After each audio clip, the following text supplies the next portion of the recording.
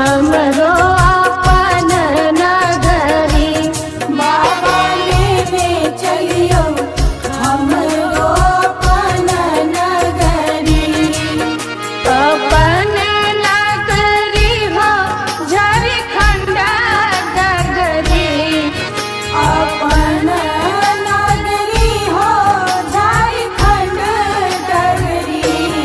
बाबा लेने चलियो हमरो अपन नगरी। बाबा लेने चलियो हमरो अपन नगरी।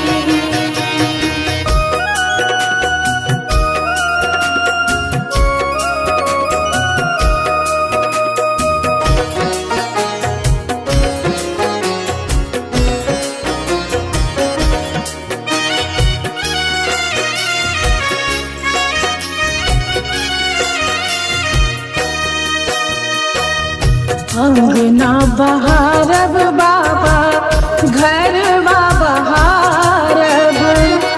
अंगना बहारब बाबा घर बहारब। और बहारब वहाँ के देहरी। बाबा और बहारब वहाँ के देहरी। बाबा लेने चलियो हमरो अपन नगरी। बाबा लेने चलियो हमरो अपन नगरी।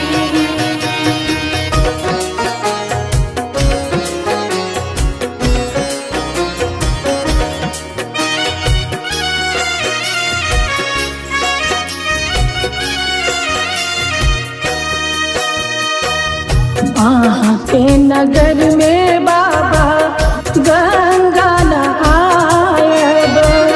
वहाँ के नगर में बाबा गंगा नहायब। जल भरिया नब भरी गगरी। बाबा जल भरिया नब भरी गगरी। बाबा लेने चलियो हमरो अपन नगरी। बाबा लेने चलियो हमरो अपन नगरी।